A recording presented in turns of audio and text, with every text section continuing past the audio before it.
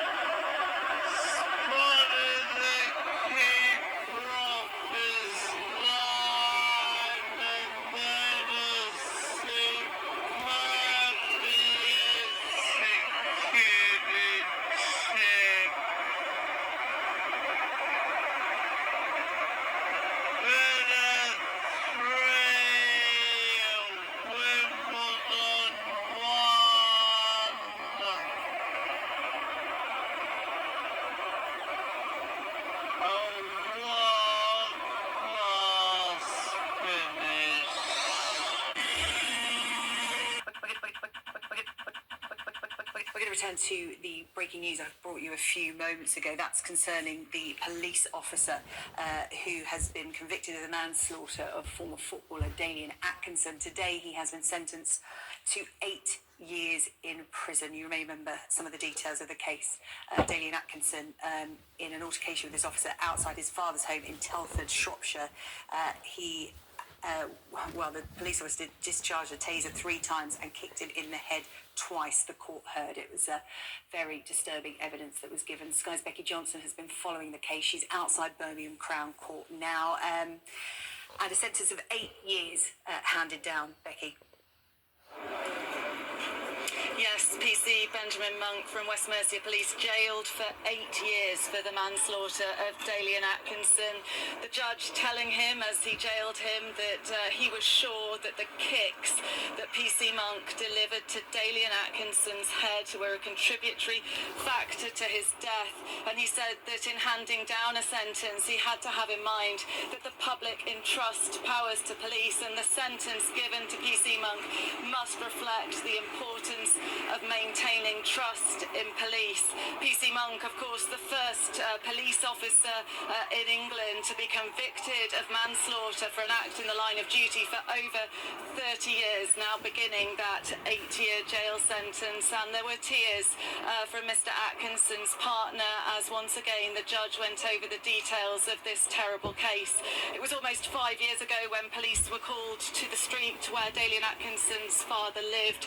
Dalian Atkinson, the judge reminded the court today, was acting completely out of character. He had, of course, had a hugely successful career as a footballer, most notably with Aston Villa, but also playing with other clubs, was well loved by many fans, but his health had deteriorated, and neighbours called the police. There was then a confrontation. PC Monk tasered him for some 33 seconds. The normal cycle of a taser is just 5 seconds, and then delivered those kicks to Mr. Atkinson's head.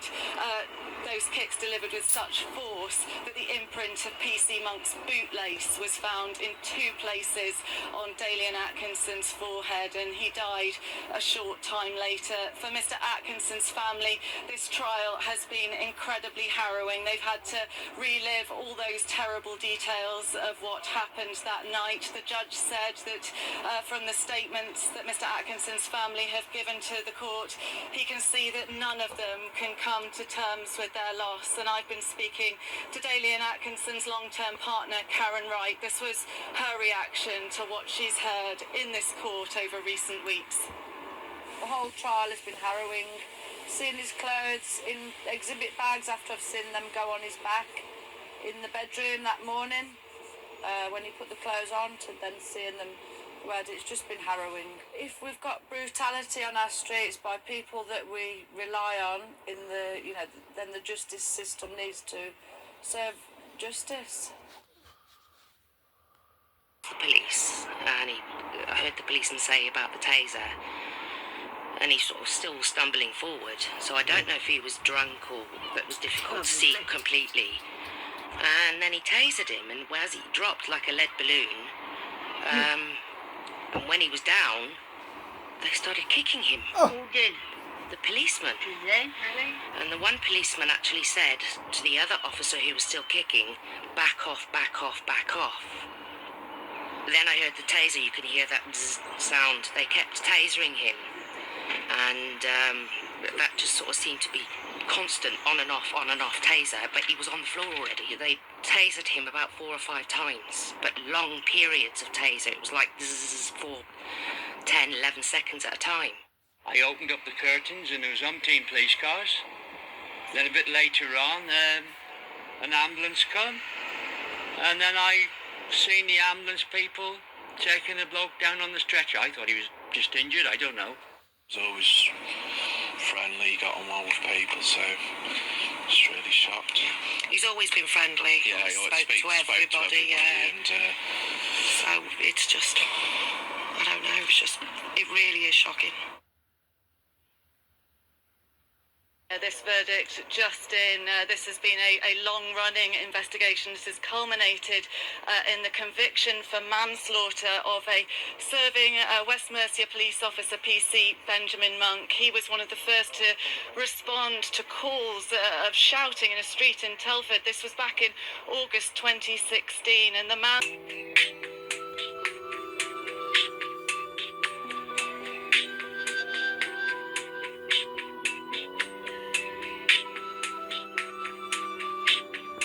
Independent investigation has been launched into the fatal tasering of a man identified in local media as former footballer Dalian Atkinson. The 48-year-old former Aston Villa player was tasered by police in West Mercia. Police say they were responding to a report for the concern for the safety of an individual and have released no additional details.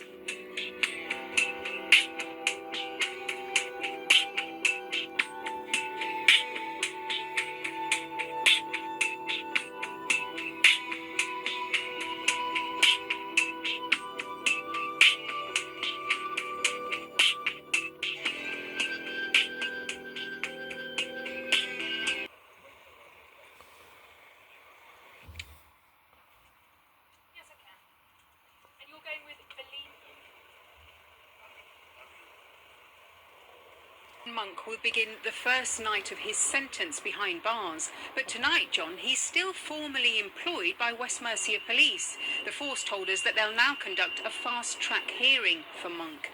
He is the first white officer to be convicted of the manslaughter of a black man in the line of duty.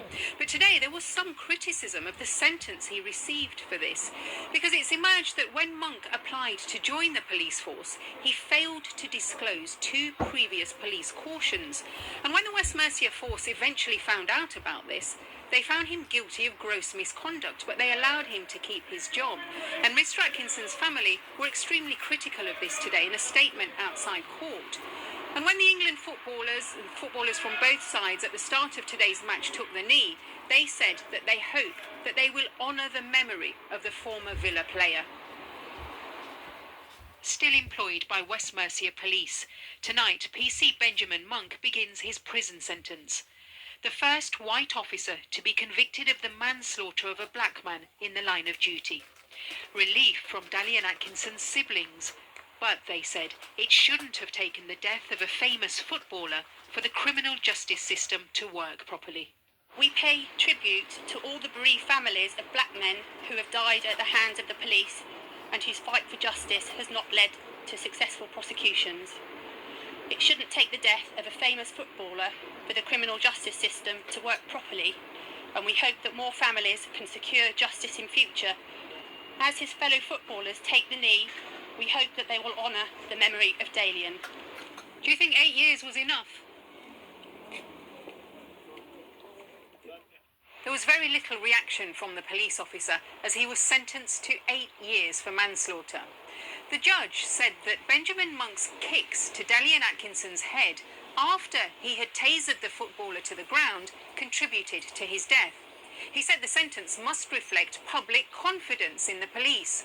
But today, there was some public criticism of the sentence after the judge told Monk that he'd be eligible for release after 5 years. On the night of his death in Telford, Mr. Atkinson had been suffering an acute mental health crisis. His family said instead of receiving help, he received violence. 5 minutes after arriving at the scene, Monk tasered him 3 times and then kicked him in the head. Race played a significant part in this. A big, bad black man was actually tasered by white police officers because they were frightened. Not because he was committing a criminal offence, not because he was carrying a weapon. The police officers argued in court that they feared for their life. They were scared. Do you have any sympathy for that? No. Did they try to de-escalate? Did they try to reason? You may say, well, there are potential mental health issues here. Then you're supposed to take that appropriate action to safeguard. The action taken wasn't safeguarding action. The action taken was to inflict pain to gain control. Hugely popular in his local community, the footballer's death led to protests. Wider concerns were raised about the disproportionate use of taser against those from black communities. They should be there to protect us, not to taser and kick us.